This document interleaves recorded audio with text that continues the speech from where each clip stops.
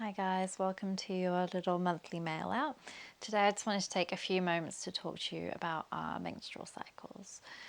If you are someone that does not have a menstrual cycle, please stay tuned because there might be some tips you can pick up still or pass on to a loved one. It really comes from the launch of the Ebb and Flow series on the website. So there's 6 different classes on there that you might like to add into different stages of your cycle. There's everything from that follicular energy rising before ovulation. There's a class called Ovulation Station. I have a little bit of fun with the names. There's a shedding stagnant energy, which could be great pre-period, especially if you have painful periods or PMS. There's a period class, very gentle, slow flow. The course was really, it gave me so many tools from healthy compression to acupressure points, meditation, breath work. They're jammed packed little half an hour classes. So I'd love for you to hop on and have a look. If not, I'm here today to give you 3 top tips from what I've extracted from the course. We're all so different. We know this already. We're different in what we like, dislike, how we react to different things, diet, movement, all of that. We're all so individual that there's no one size fits all. But these are 3 things that I felt really spoke to the core of looking after our menstrual cycles that could really be applied to everyone once you tap into it. So the first one, no surprises here, it all boils down to self-care. So it's again just pausing to reflect and notice how your body is feeling at any given time.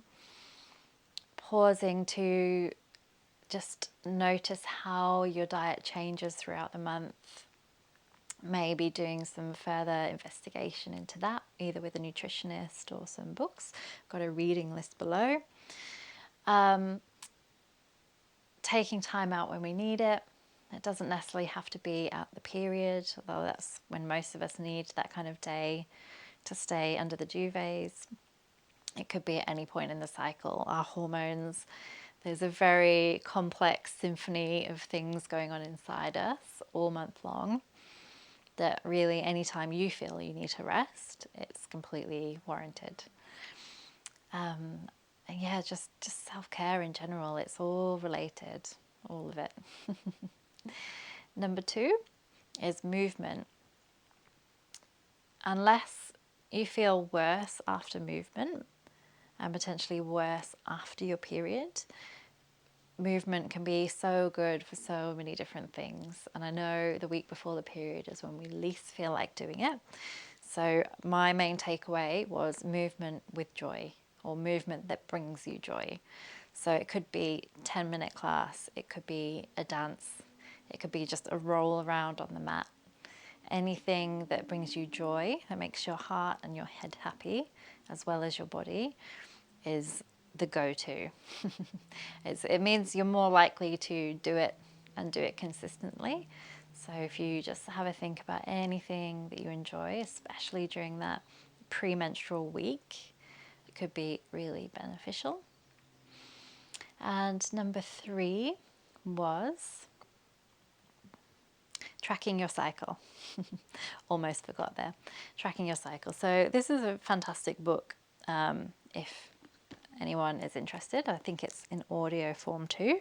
Period Power by Maisie Hill. And on her website, she also has a cycle tracker template that you can use. And of course, there's other apps like Clue. I would suggest finding what works best for you in terms of doing it each day.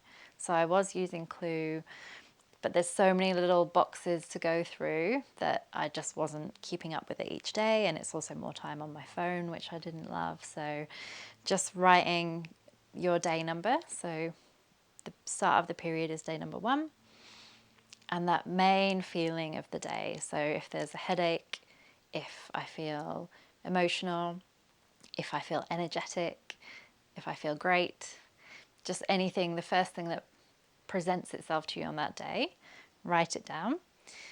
And then each month you can not only see how long your cycle goes for, which can be really helpful in terms of identifying the sort of root of any issues you might be having. You can look back on it and there might be some patterns forming. So perhaps on day 24 every month, grumpy as fuck comes up, or just really shitty or anxious as hell. And it can be a great thing to look back on, especially if you do it in the morning. Look back on and think, that's my hormones. That's my estrogen really dipping today, rather than being carried away with the thoughts in our mind and, the snowball of anxiety. So that's my 3 top tips. There's more references in the mail below. Please do have a hop on the site and have a look around the period classes and the whole menstrual cycle classes, or get in touch if you'd like something more tailored. The course was very much built around a one-on-one therapeutic mindset. So please do get in touch if it's something you feel I could help with, because we don't need to suffer in pain, whether that's emotional or physical pain. There's changes throughout the cycle, but it doesn't have to be unbearable. I hope you have a lovely day. Speak to you soon.